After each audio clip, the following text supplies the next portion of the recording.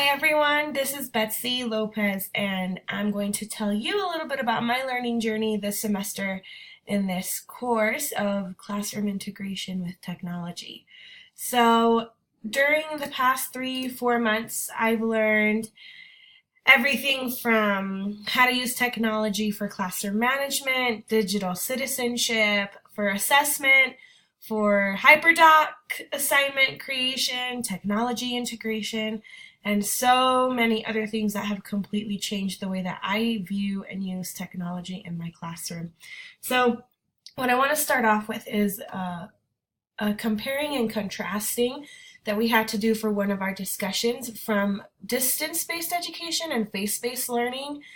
And I've always thought, for me, face-based learning is better because I get more peer-to-peer interaction. There's set deadlines on stuff, even though really courses that are effective at online education have set deadlines and things. But for me, I have always liked face-based learning until I became a teacher, and then I realized, wow, there's so much classroom management that I have to be in charge of.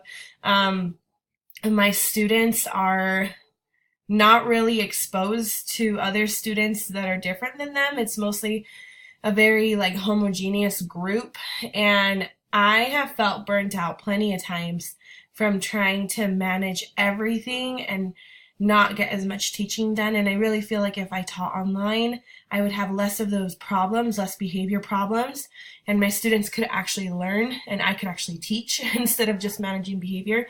Another pro of distance education is that it allows adults and working people to have access where they might not have access otherwise, or people who live in the middle of nowhere in rural areas can have access to education and still get degrees, finish their high school diplomas, anything like that. And usually distance education is cheaper than face-based education, at least in the experience I have had.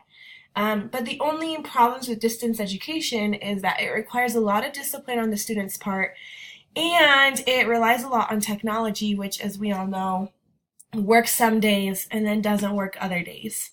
So this is just my chart that really started to make me think about even myself becoming an online educator, because sometimes you just get so burnt out.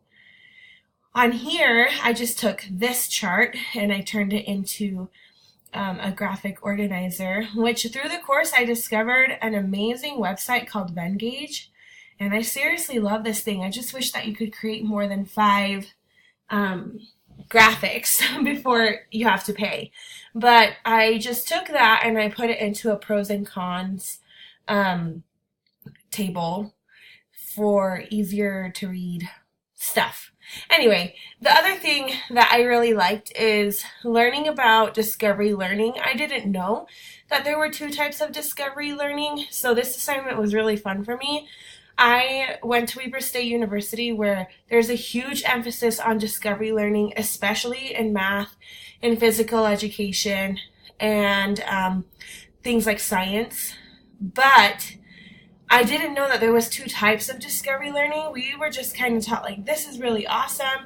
It allows students to create their own knowledge. You kind of just are the facilitator. You ask them questions.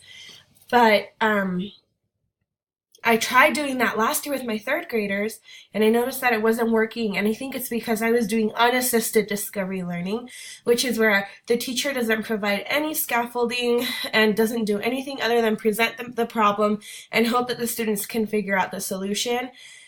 And so a lot of my students last year were giving up. They were not trying, and I wasn't understanding why, because from what I had learned, they were supposed to be internally motivated to figure out those problems. And then I learned this semester that it's because enhanced discovery learning is what I should have been doing, where the teacher gives a task, but the teacher is prepared to have to question the students in ways that will help them figure out the solution on their own. So the questions have clues in them, and then students figure out real world problems, and there's kind of a layout that the teacher has created so that the students are not left to kind of fend for their own. With that being said, I teach first grade this year, and I tried doing an animal research project, which is the example that I actually included right here. I did a research project, and my students did so well because even though it was discovery learning, I had already had pre-made questions for them, and I had mini lessons to help guide them in the right direction. The other assignment I really liked was being able to use Adobe Spark to create all sorts of videos. So on here I have an internet safety video that I created for my first graders. So I'll just watch a little bit. Oh, it's still processing. Hopefully when you click on it, it'll work. But it's just a cute little video about making sure that they're being safe and not giving away any information, and it's totally kid-friendly. And I like using Adobe Spark because I can use my voice and not have to show my face. Not that my first graders care about my face, but the other video I had made was an effective, engaging curriculum.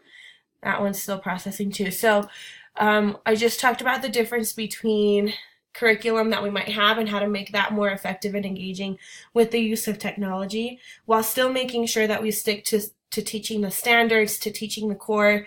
But like we say at my district, you know, teachers, we have the freedom to decide what's good and what's not. If we see a lesson that really isn't teaching the core, we can either throw it out, we can change it so that it does teach the core, and I think that technology can help a lot in that aspect, making sure that we're sticking to what we need to do while still being fun for the students.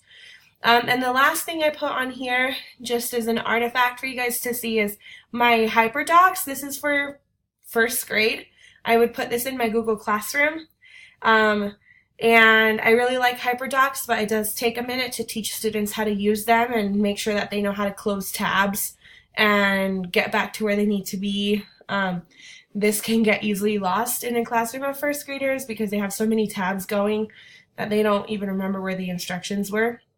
So it was a point of view task that they had to do. They had to watch like a video, 2 videos, with different points of view of Goldilocks and the 3 bears, and then they had to fill out a graphic organizer with the table, and then they, at the end, as an extension, I added a create part where they could go to Flipbook, Collaborify Flipbook, on Google.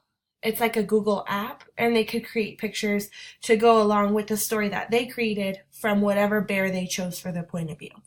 And then, just as a final slide, I just put that technology for me used to be a time filler, but after taking this course, I realized that I can't just use it to fill up time. I have to make sure that whatever I have my students do on their Chromebooks, on iPads, is something that I have thought well out. I've designed a plan to go with it. There's a lesson. It's not just get on here and play this game. I need to make sure that all my students are engaged and that all of them are learning something and that there's accountability for what they're learning, and that all my students are successful with whatever it is that we're doing. Technology can give even students who are super, super low access to tools to make them successful. And that's the things that I have to think about for next year, is what assignments, what lessons do I specifically want to plan using technology so that all my students can be successful.